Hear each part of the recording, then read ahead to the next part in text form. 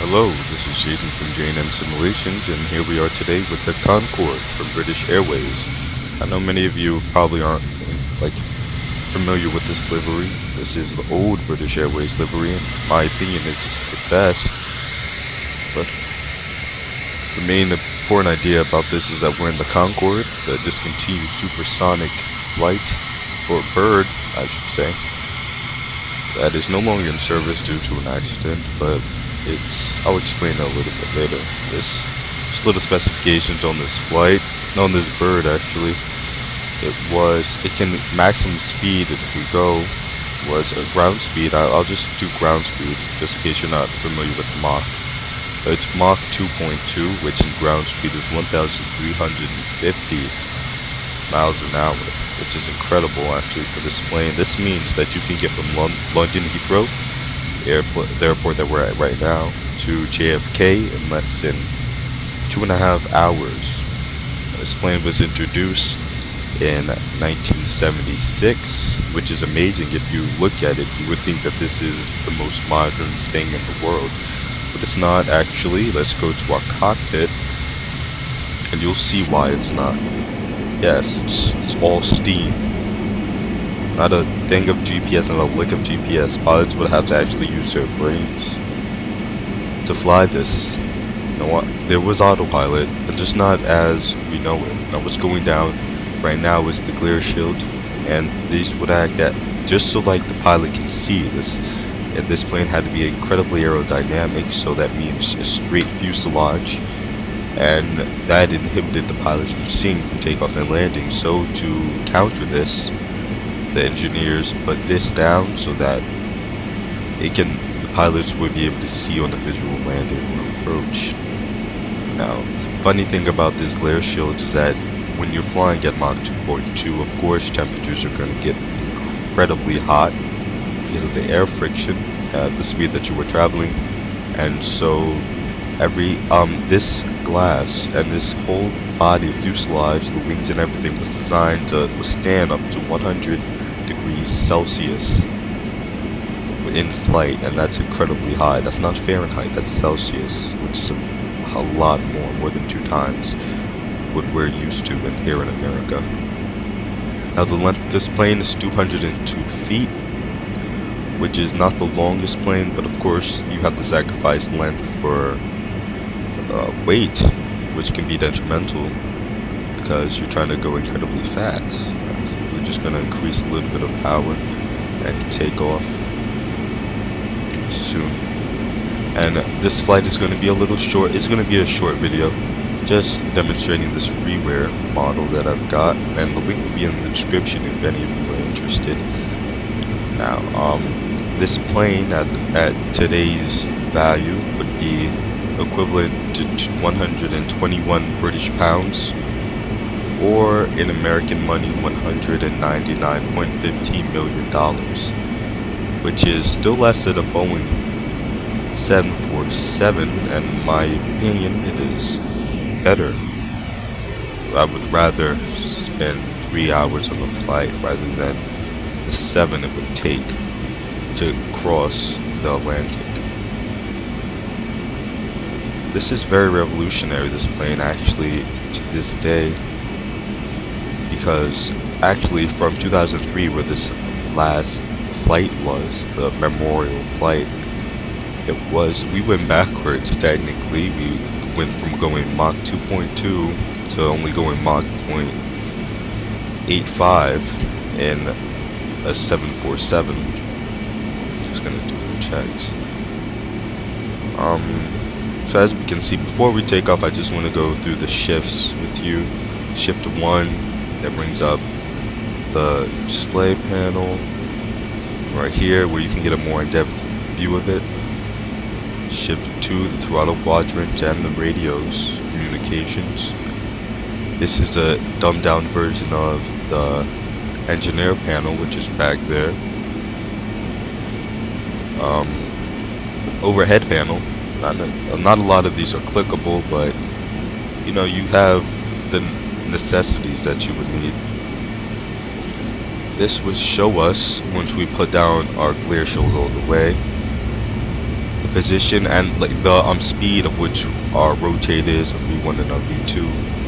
And things for takeoff, pilots usually do V2 plus 15 for their climb speed. Okay, so if we were gonna do a full flight, that's what I would do. Let's do F7. This would be our GPS, but built into this in real life had no GPS. So we're just gonna keep this up a little bit, and we're gonna get ready for takeoff. Now with the takeoff, pilots would use the afterburners. So we're gonna use that, and you're gonna see the kick that comes in with the afterburners. So let's get that, and we're just gonna slowly show on the center line. And one thing about this plane, this is not just like a texture or anything. This is actually the real deal. This is the Concorde. Has realistic flight dynamics. Well, I wouldn't know because I never flew it, but this doesn't feel like any other plane you have flown in Microsoft Flight Simulator. This is completely unique, really just its own thing. Now, of course, without flaps, our takeoff speed is going to be incredibly high, well, in comparison, but its weight and size. But it gets going, and once you take off, you're going to want to go about at 20 degrees up high. And as you can see, we are still climbing in speed, and this is after I took off the afterburners, just to let you know. This is an incredible beauty of the plane. I would say if I were a pilot and they gave me a choice of what to fly, and they brought this back, definitely, I would definitely want to learn how to fly this. It's just so exhilarating. You can be on one side of the world in less than 3 hours. Now, for a little bit of information on this airframe, now at the temperature of which is going, of course, is going to be a little bit hot. At the speed of which it's going to be incredibly hot. So what it's recommended for this flight, for the fuselage, it has only 45,000 flying hours inside of it. But since every flight is approximately 2.5 hours, that equates to around 18,000 flights, which is still a lot, but I'm not so sure how many of the other planes have managed to get squeezed out of them, so I can't really compare. But 18,000, that's a pretty good number. Okay, so at Mach 2.2, if you go over Mach, you're going to create a pressure wave, actually create two in very quick succession to one another, and that upsets people on the ground. If you check out other videos of the Concorde even taking off, not even at Mach, but those afterburners have so much power they set off car alarms. Now, when you actually break the sound barrier, you create a pressure wave or a sound wave, and that emanates throughout wherever you are over, and it creates a really big sonic boom, and that is very uncomfortable for the people on the ground. And so what we would do if we were flying the whole flight is that after we crossed over the Atlantic, then we would engage our afterburners, and then continue to go above Mach 1. And pilots are trained to go above Mach 1 actually 15 minutes into the flight, so that's incredibly quick. So just to give us a little more speed, a little less drag, we have brought up this and away we are going.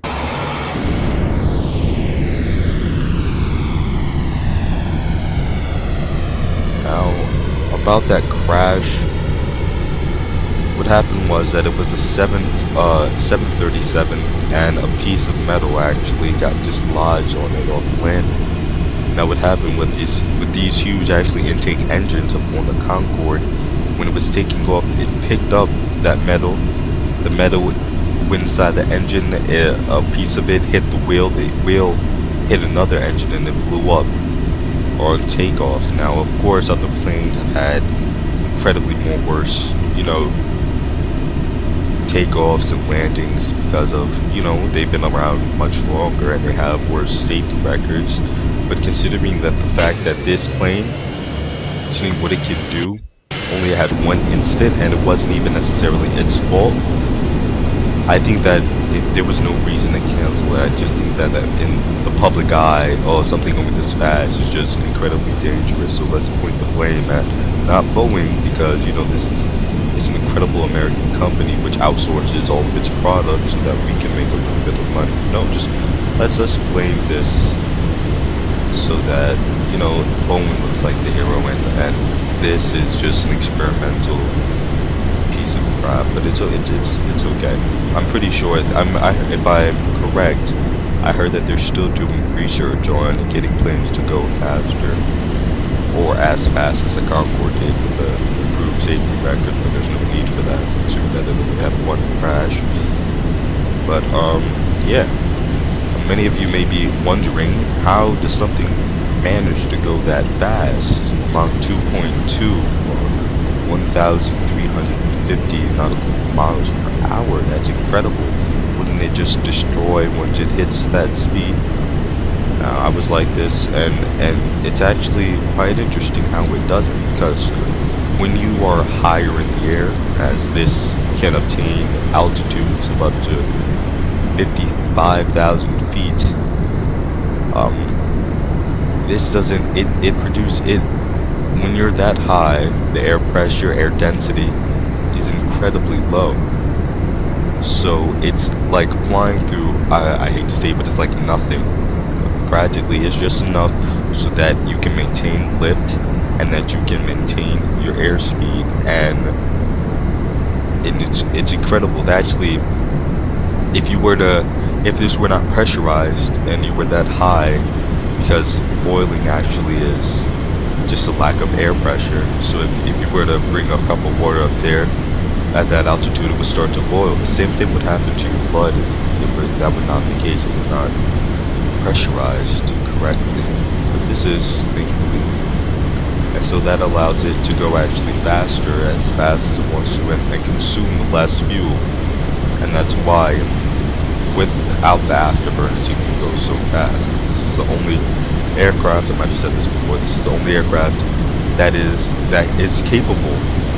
Even military aircrafts can't do this. It's the only aircraft that is capable, using the principle that I last talked about, to go above Mach, twice above Mach actually, without having its afterburners activated.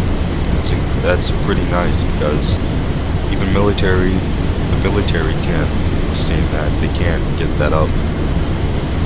And considering what this baby can do, this is quite fuel efficient, and I would love to see a modern version of it with a glass cockpit and not a steam cockpit as it has. Because I can tell you right now, this is a pain to fly, because you are so adapted to the GPS of the easy way to fly it, and what you have to do, actually put in VORs and put in vectors, it becomes a hassle. That's not nice. Let's just start training. But seeing that this flight is as long as it is, so I'm not going to be showing the landing, so be sure to tune in for my landing video, which is coming up very soon. So if you saw this already, it's probably going to be up.